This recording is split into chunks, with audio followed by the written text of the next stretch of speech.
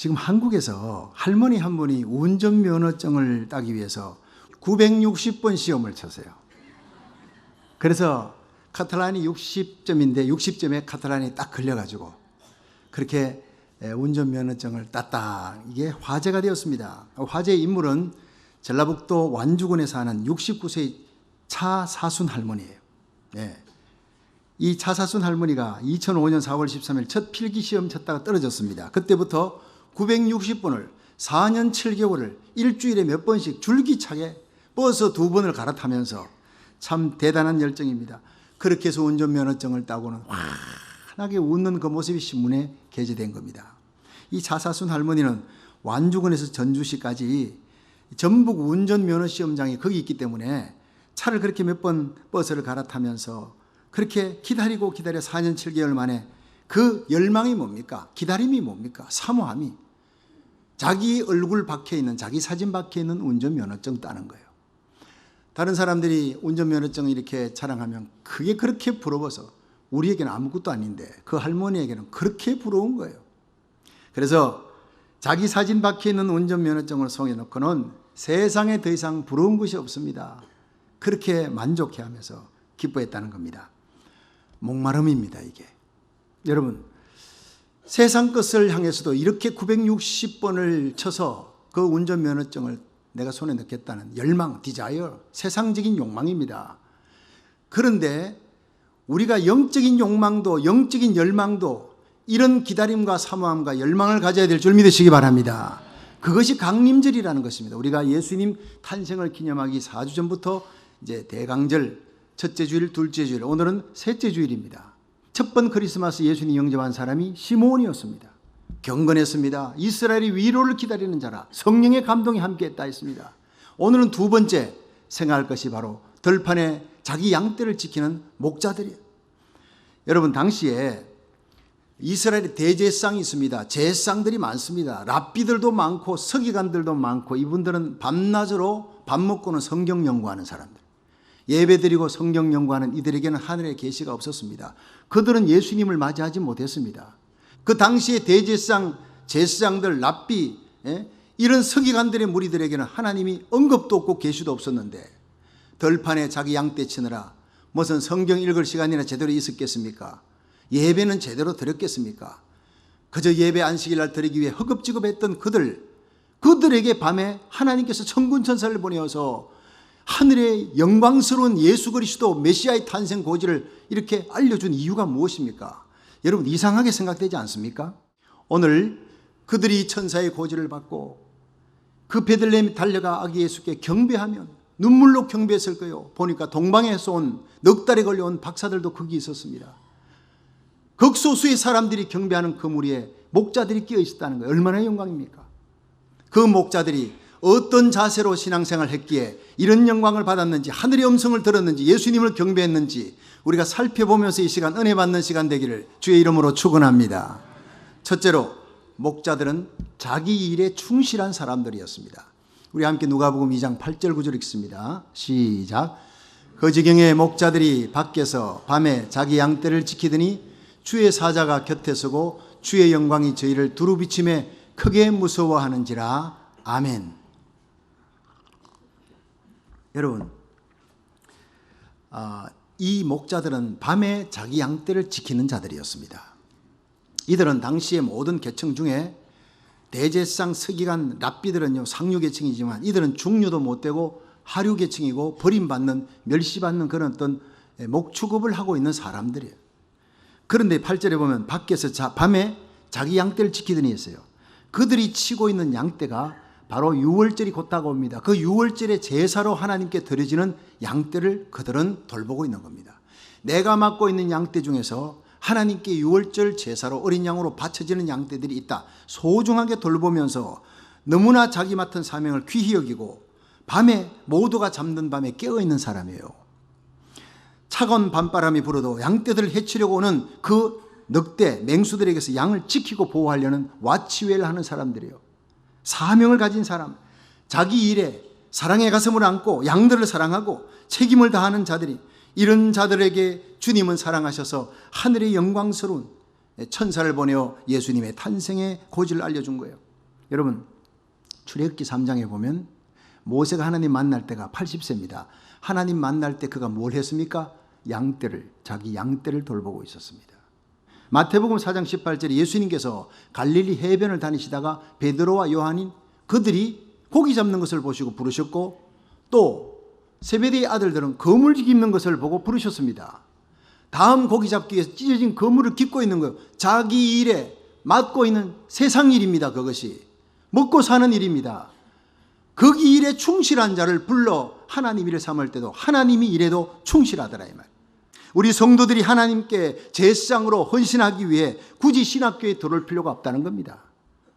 와서 훈련받고 그리고 목사가 되어 나가는 것이 아니라 다 목사가 될 필요가 없다는 거예요. 네가 선 그 자리에서 작은 그리스도로 헌신하라는 것입니다. 할렐루야. 예수님의 삶을 여러분의 삶의 평진도의 자리에서 최선을 다하라는 것입니다. 이것이 밤에 자기 양떼를 지키는 목자들의 모습이었습니다. 내가 선 그 자리에서 작은 그리스도로 헌신하라. 이런 사람이 바로 거창고등학교를 일으켰던 전영창 선생님 같은 교육가예요. 목사도 전도사도 아니었습니다. 이분은 미국에서 공부하고 조국 땅에 6.25 전쟁이 일어났다 하니까 자기 한 몸 가서 할 일 없나 가서 버려진 고아들을 돌보고 학교를 양육시킨 위대한 교육자예요. 이런 산재물로 바쳐진 사람이 이영무 선수 같은 이 사람이 바로 축구 선수 지금 감독이지요. 이분은 나가서 골 하나 넣고 나면 세레머니, 기독교인 세레머니를 무릎 꿇고 기도하는 세레머니를 처음 시작한 사람이에요. 어떤 삶의 자리에 가도 그는 그 자리에 동화되지 않습니다. 세상 문화에 동화되지 않습니다. 철저히 그리스도인의 모습을 보입니다. 모든 축구 선수가 존경하는 사람이 됩니다. 카트 대통령 목사 아닙니다. 그러나 그는 대통령 자리에 있을 때 도덕 정치했습니다. 그러나 끝나고 난 다음에 더 인기 있는 사람이 되었어요. 세계 곳곳에 집을 잃어버리거나 집이 없는 사람을 위해 그 홈레스들을 위해서 집을 지어주는 것으로 남은 생애를 이곳저곳을 다니는데 이분이 암이 걸렸어요. 그런데 이 암이 깨끗이 나섰다는 발표가 나왔습니다. 할렐루야. 하나님이 하니까 하나님이 그렇게 고쳐주는 거예요. 지금 세계를 다니며 간증하는 사람이 됐습니다. 하나님을 위해서 헌신하는 자는 이렇게 기적도 보여주시는 겁니다. 믿으시면 아멘 하세요. 여러분, 저와 여러분이 우리의 몸을 하나님 앞에 산제사로 리빙 세크리파이스로 날마다 바치다가 우리 주님 만날 수 있기를 주의 이름으로 축원합니다. 주님은 오늘도 주님을 사랑하는 마음으로 주님 교회 작은 일이라고 소홀히 여기지 말라는 거예요. 여러분, 밤에 밖에서 자기 양떼 지키는 거 얼마나 작은 일입니까? 보잘것없는 일. 하나님은 그걸 큰일로 여기셨다는 거예요. 사명을 갖고 그 사명에 목숨을 걸고 책임을 다하고 맹수들에게서 자기 양을 지키는 겁니다. 책임을 다하는 거예요. Love is responsibility예요. 사랑은 책임입니다. 내가 주님 사랑하면 주님 사랑하기 때문에 주님께서 내게 맡기신 양무리를 위해 목숨을 거는 것입니다.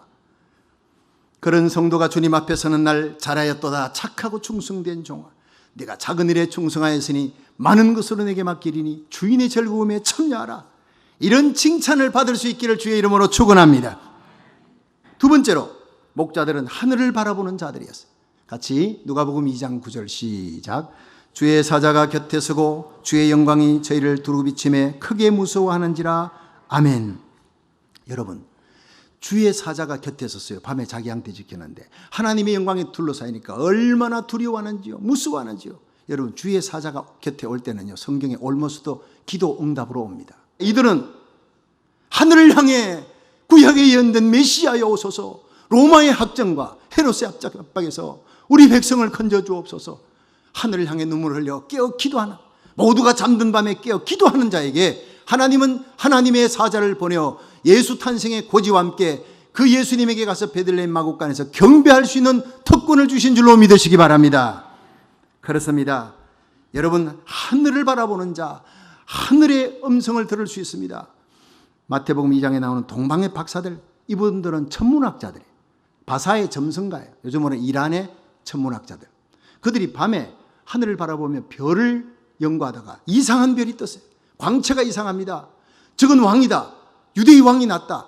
3명의 박사들이 옆에 있는 종졸들을 데리고 여행을 시작하는데 넉 달이 걸렸다 했습니다. 그런데 희한하지요. 황금 유향 몰락 가지고 넉 달 도착했는데 와보니 온타임에 예수님 탄생하기 전날도 아니고 탄생하고 난 다음에 일주일 지난 그 다음 날도 아닙니다. 예수님 탄생하는 바로 그 자리에 온 타임에 도착하게 하나님이 역사하셨다는 거예요. 신기하지 않습니까? 하나님은 우리의 길을 한치 차고 없이 여기까지 인도하셨고 천국까지도 인도하실 줄로 믿으시기 바랍니다.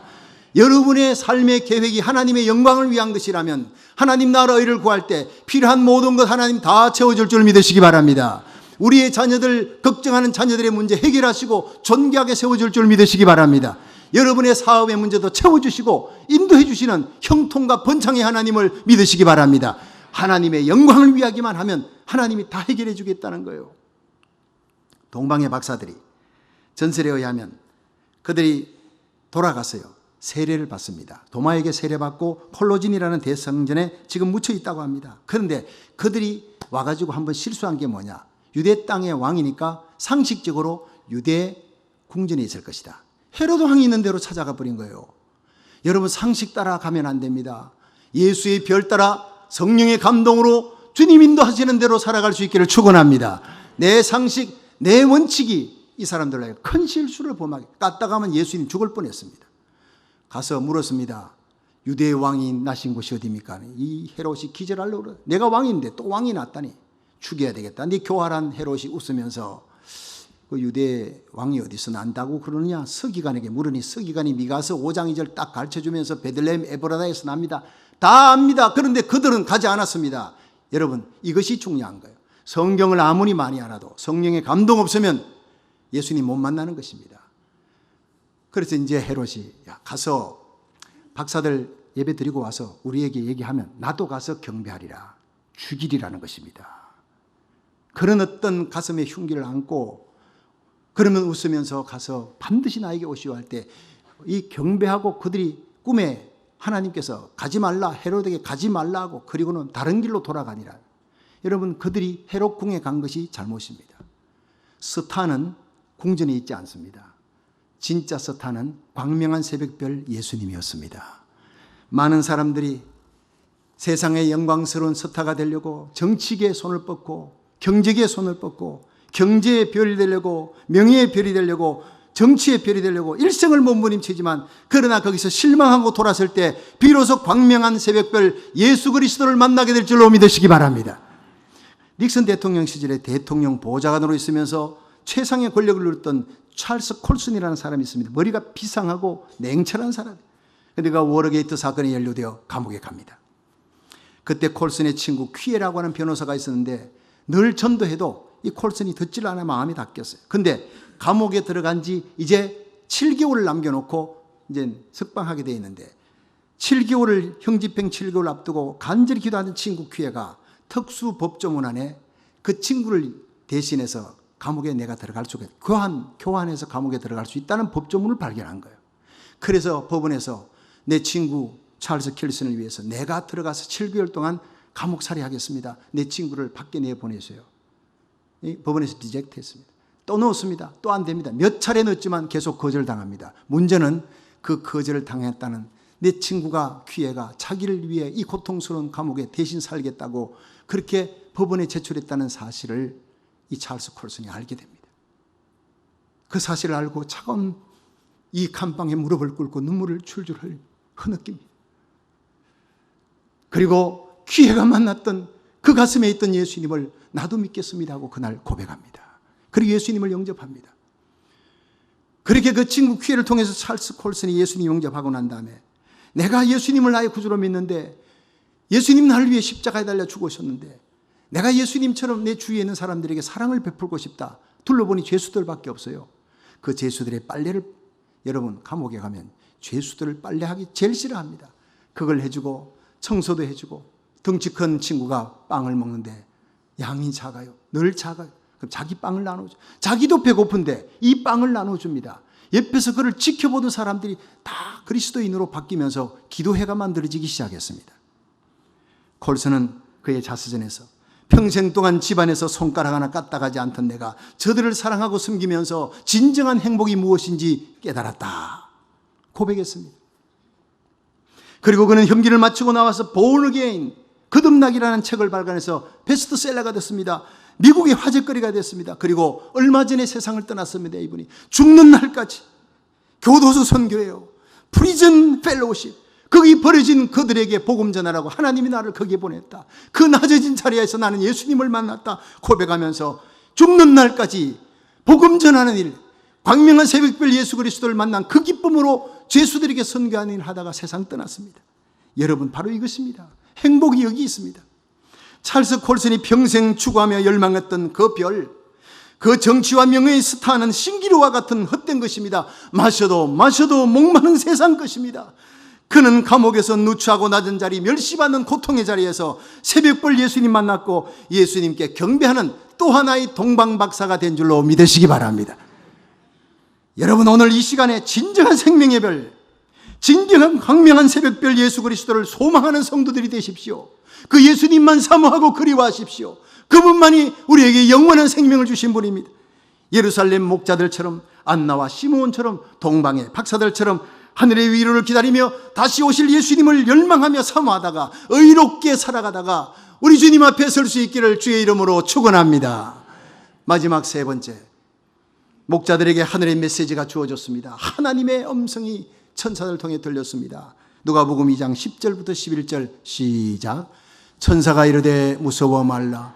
보라, 내가 온 백성에게 미칠 거한 기쁨의 좋은 소식을 너희에게 전하노라.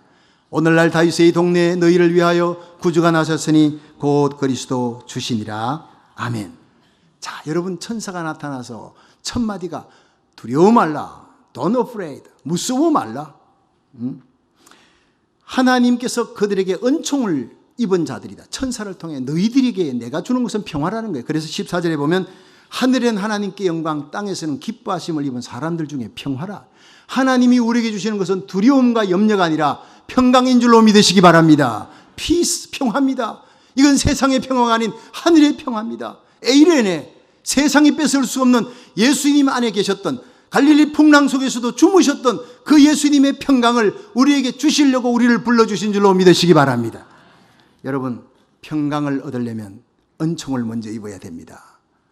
다니엘서 10장 19절에 은총을 크게 받은 사람 다니엘아 두려워 말라, 평안하라, 강건하라, 이렇게 나옵니다. 하나님의 은총을 입은 자의 선물은 평안해. 그러니까 하나님이 함께하니 은총을 입으니 다니엘이 사자굴에 던져져도 거기서 편히 잡니다. 평안을 누려요. 사자가 건드리지를 못해요. 사드락 메삭 아벳느고가 하나님 은총 믿고 하나님 함께하니 풀무불 속에 들어가도 거기서 춤추는 거예요. 불이 머리털 하나 상치 못하도록 불이 건드리지 못하게. 요한이 밤모섬에서 하늘의 평을 누렸고 바울은 빌립보 감옥 속에서 하나님이 주시는 이 평안으로 찬송하며 기도하며 옥문을 터뜨리는 기적을 일으킨 겁니다. 이 평화가 예수 그리스도로 말미암아 저와 여러분의 가슴에, 여러분의 가정에, 여러분의 삶의 자리에 충만하기를 주의 이름으로 축원합니다. 천사가 외칩니다. 보라, 내가 온 백성에게 미칠 큰 기쁨의 좋은 소식을 너희에게 전하노라. 오늘날 다윗의 동네에 구주가 나셨으니 곧 그리스도 주시니라. 예수님은 하나님의 최고의 선물이에요.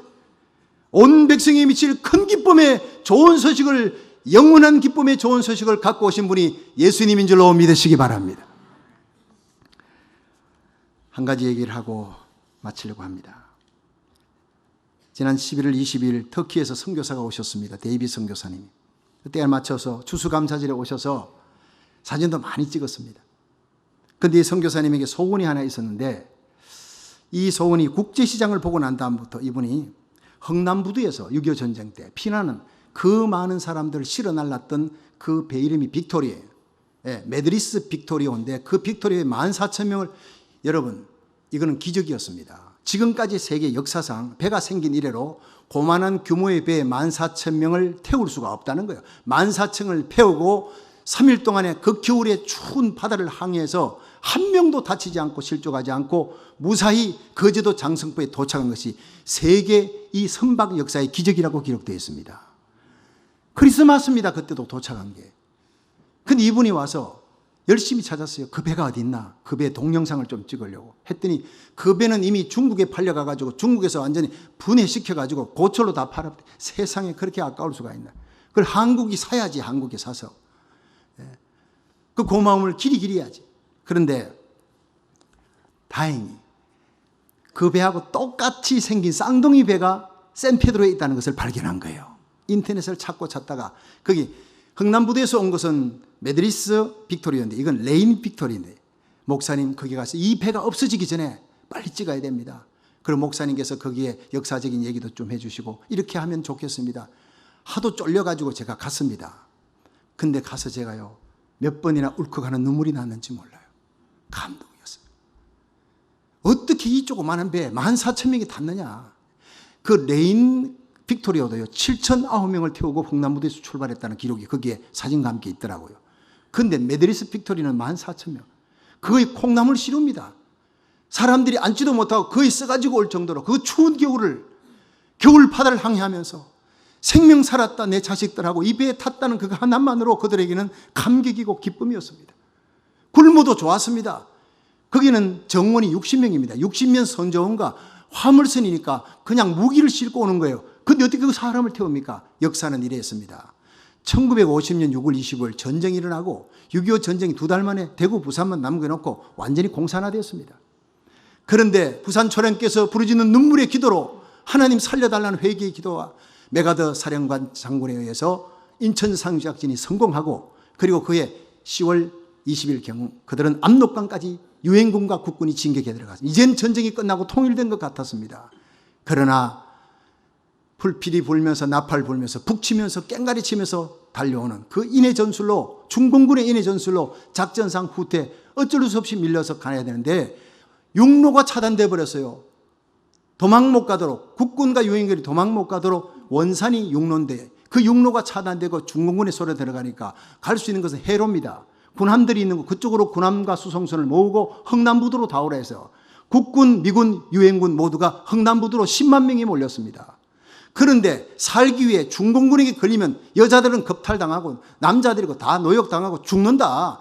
그 죽는다는 사실들을 알고 10만 명의 피난민들이 흥남부두에 몰린 거예요. 모두 도합 20만 명입니다.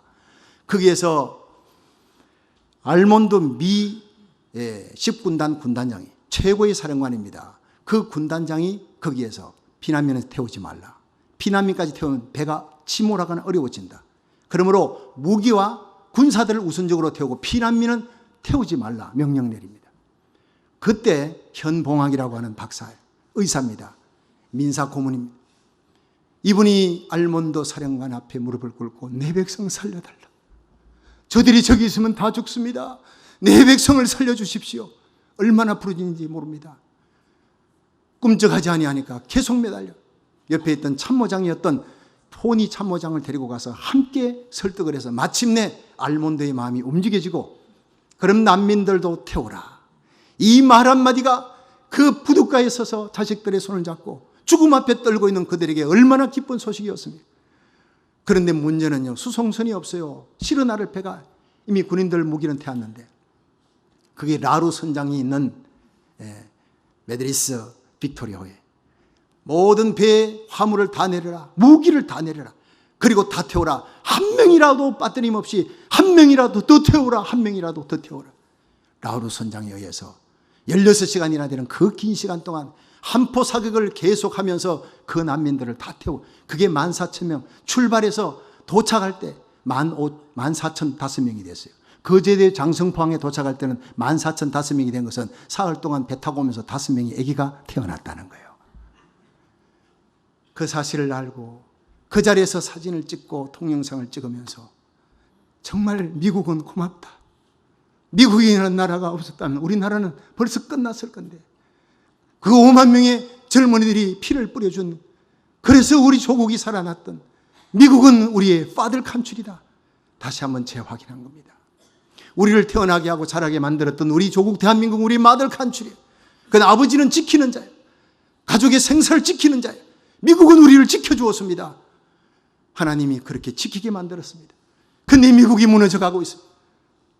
동성결혼 50개 주다 합법하고 하나님을 멀리하고 밀어내고 미국의 영광이 퇴색되고 침몰할 때 이 미국을 살리라고 하나님이 저와 여러분을 우리의 자녀들의 손을 잡고 미국 땅에 보내온 줄로 믿으시기 바랍니다.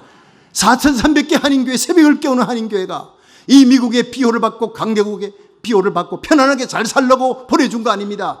사명 감당하라고 깨어 기도하라고 눈물로 부르짖어 미국을 회복시키는 영성을 갖고 우리들이 와서 이 땅을 회복하라고 고치라고 보내준 거예요. 이 현봉학 씨의 설득으로 알몬드 군단장이 난민도 군함에 태우라 명령이 떨어질 때 이 소식이 죽음 앞에 그 바닷가에서 떨고 있던 그 난민들에게는 최고의 큰 기쁨의 좋은 소식이었습니다. 여러분, 그러나 흥남부두의 난민들이 그렇게 목숨 걸고 올라갔던 그 배 타고 거제도에 와서 편히 살아도 50년, 70년을 넘기지 못했다는 겁니다. 100년 안에 끝나는 인생 사는데도 그렇게 기뻤는데 예수님 주시는 생명은 영원한 생명인 줄로 믿으시기 바랍니다. 이터널 라이프, 100년, 1000년, 만년이 아닙니다. 영원히 지옥에서 저주받은 우리 죄값으로 죽을 수밖에 없는 우리를 건져 예수의 입에 구원선에 태워주셔서 영원한 천국, 다시는 눈물도 근심도 걱정도 없는 영광스러운 그 천국에 천사들의 헌물을 받으며 하나님의 자녀, 그리스도의 신부, 왕같은 제사장으로 살게 하신 줄로 믿으시기 바랍니다. 요한복음 3장 16절 시작. 하나님이 세상을 이처럼 사랑하사 독생자를 주셨으니 이는 저를 믿는 자마다 멸망치 않고 영생을 얻게 하려 하심이니라. 할렐루야. 주님은 죽음에서 부활하셨습니다.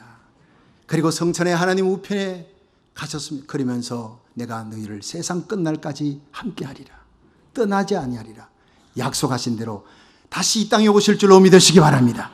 영원히 함께 하시려고. 그렇습니다. 가장 큰 기쁨의 좋은 소식은 우리 주님이 우리와 영원히 함께 하신다는 사실이에요.